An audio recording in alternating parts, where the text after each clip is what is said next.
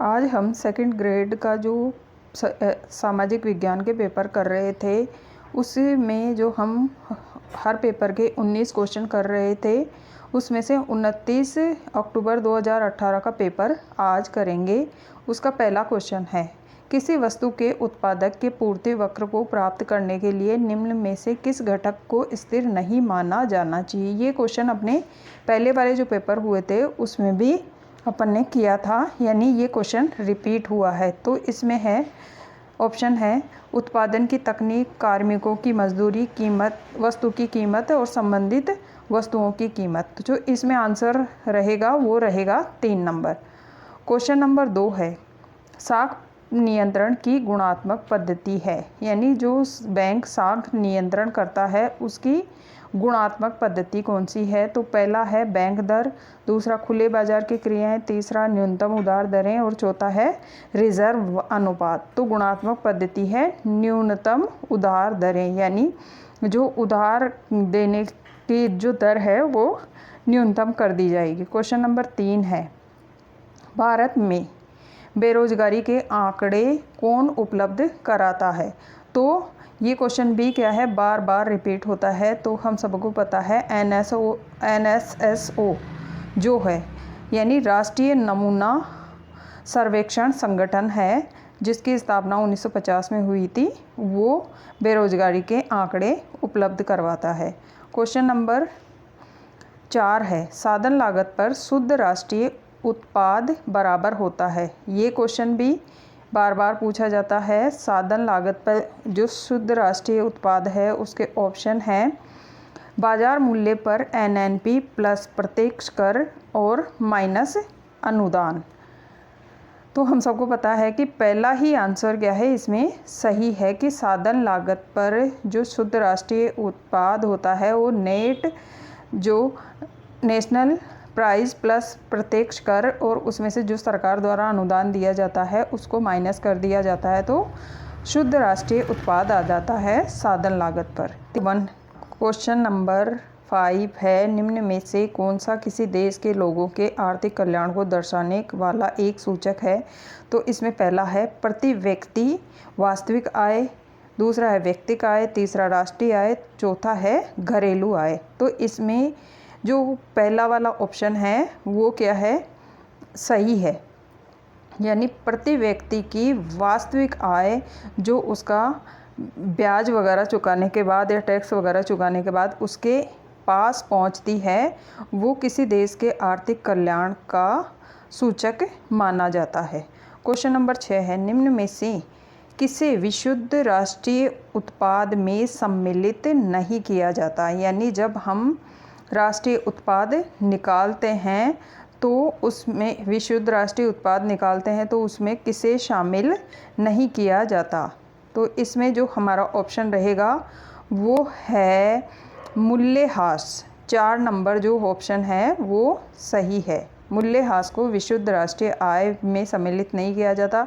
बाकी ये जो 3 है, जैसे ब्याज, लाभ और अनुदान, इन तीनों को राष्ट्रीय आय में शामिल किया जाता। जो क्वेश्चन नंबर 7 है, व्यक्ति जो प्रचलित मजदूरी दर पर काम करने को अनिच्छुक होते हैं कहलाते हैं स्वैच्छिक बेरोजगार, भिन्नात्मक बेरोजगार, आकस्मिक बेरोजगार या मौसमी बेरोजगार। यानी वो व्यक्ति जो किसी गवर्नमेंट के द्वारा फिक्स मजदूरी पर मजदूरी करने के लिए अनिच्छुक है वो कहलाते हैं। यहाँ जो ऑप्शन है पहला नंबर आंसर सही रहेगा, स्वैच्छिक बेरोजगार, यानी वो अपनी इच्छा से मजदूरी जो तय करते हैं उसी पे काम करते हैं, तो वो स्वैच्छिक बेरोजगार कहलाते हैं।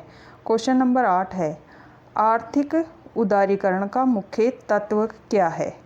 तो इसमें जो ऑप्शन दिए हुए हैं, पहला है बाजार व्यवस्था को अपनाना, दूसरा है अनावश्यक आर्थिक नियंत्रणों को हटाना और तीसरा है अर्थव्यवस्था का भूमंडलीकरण करना और चौथा है उपयुक्त सभी। तो यहाँ पर जो आंसर रहेगा वो रहेगा 4 नंबर। 4 नंबर, यानी जो आर्थिक उदारीकरण में ये तीनों ही तत्व शामिल है। बाजार व्यवस्था को अपना दिया जाता है, यानी बाजार को खोल दिया जाता है, उसमें आप किसी भी देश के प्रोडक्ट को खरीद या बेच सकते हो। अनावश्यक आर्थिक नियंत्रण जो सरकार द्वारा लगाए जाते हैं उनको ख़त्म या कम कर दिया जाता है। अर्थव्यवस्था का भूमंडलीकरण कर दिया जाता है। जो हमारे जैसे मल्टीनेशनल कंपनीज़ जो आ रही हैं और हमारे देश की कंपनीज़ भी अलग कंट्रीज़ में जाकर अपना व्यापार कर रही हैं, वो सब आर्थिक उदारीकरण में शामिल होते हैं। तो यहाँ आंसर रहेगा 4 नंबर। क्वेश्चन नंबर 9 है, ये यहाँ से स्टार्ट है। क्वेश्चन नंबर 9, भारत में आर्थिक सुधारों का प्रारंभ किस वर्ष में हुआ? यानी जो आर्थिक सुधार हुए थे उदारीकरण से के साथ वाले, वो कब शुरू हुए? तो हम सबको पता है वो शुरू हुए थे 1991 से। जो 2 नंबर है वो आंसर हमारा सही रहेगा। क्वेश्चन नंबर 10 है, निम्न में से कौन सी तटस्थता वक्र की विशेषता नहीं है? तो इसमें जो ऑप्शन दिए हुए हैं वे मूल बिंदु के उन्नतोत्तर होते हैं, वे दाईं ओर नीचे की तरफ झुके होते हैं, वे परस्पर समानांतर होते हैं। चौथा है, 2 तटस्थता वक्र एक दूसरे को काट नहीं सकते। तो इसमें जो पूछा है वो क्या पूछा है कि तटस्थता वक्र की विशेषता नहीं पूछी है। तो इसमें जो आंसर रहेगा हमारा 3 नंबर हमारा आंसर रहेगा। और बाकी जो 3 ऑप्शन दिए हुए हैं 1, 2 और 4 वो उसकी तटस्थता वक्र की विशेषताएं हैं। क्वेश्चन नंबर 11 है, निम्नलिखित में से कौन सा भारत में गरीबी की रेखा को अधिकतर परिभाषित करता है? पहला है कृषि की उत्पादकता, दूसरा बेरोजगारी, तीसरा आय की समानता और चौथा है कैलोरी उपयोग। तो हमारे यहाँ पर गरीबी रेखा का जो निर्धारण किया जाता है वो किया जाता है कैलोरी उपभोग, यानी गाँव में और शहरों में कितनी कैलोरी की आवश्यकता है और वो आवश्यकता पूरी हो रही है या नहीं हो रही है, उसके आधार पर गरीबी रेखा का या गरीबी का निर्धारण किया जाता है। तो यहाँ ऑप्शन 4 नंबर सही रहेगा। क्वेश्चन नंबर 13 है, संतृप्ति के बिंदु पर किसी वस्तु की कुल उपयोगिता है?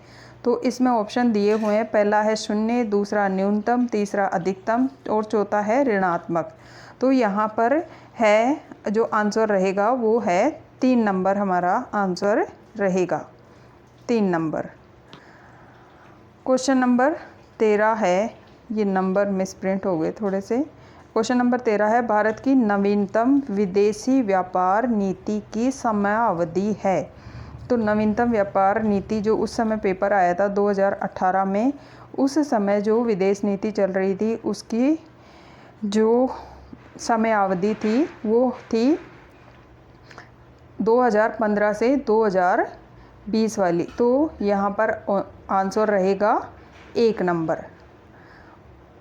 क्वेश्चन नंबर 14 है, समान मांग वक्र पर नीचे की ओर गति दर्शाती है।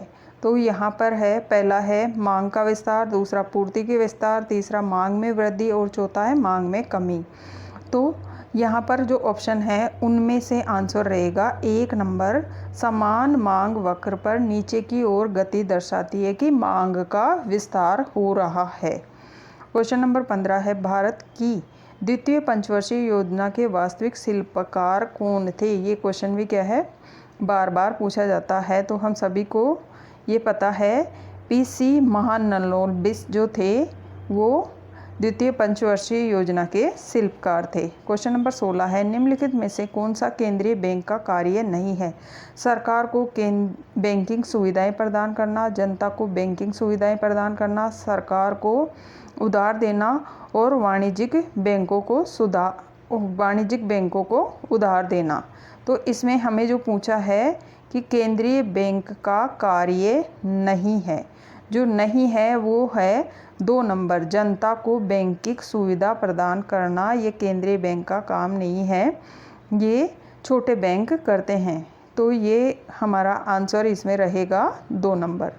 क्वेश्चन नंबर 17 है, सभी वस्तुओं व सेवाओं के मूल्य के मापन का अर्थ मुद्रा के किस कार्य से लगाया जाता है?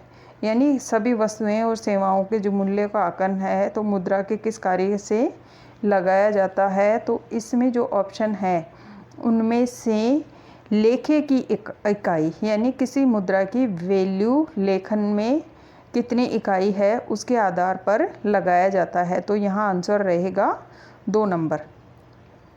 क्वेश्चन नंबर 56, ये क्या है, 1 to 19 नंबर दिए हैं, लेकिन ये क्वेश्चन जो पेपर में आया था वो क्वेश्चन नंबर 56 नंबर का। उपभोक्ता के सामने बिंदु पर निम्न में से कौन सी शर्त पूर्ण होती है? तो इसमें ऑप्शन जो 1 नंबर है वो सही रहेगा, जो आप यहाँ देख सकते हैं।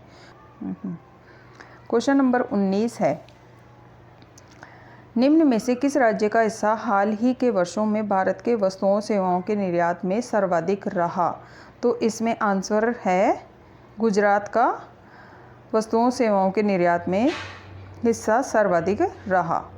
ये थे हमारे इकोनॉमिक्स के 2018 के पेपर के 19 क्वेश्चन। धन्यवाद।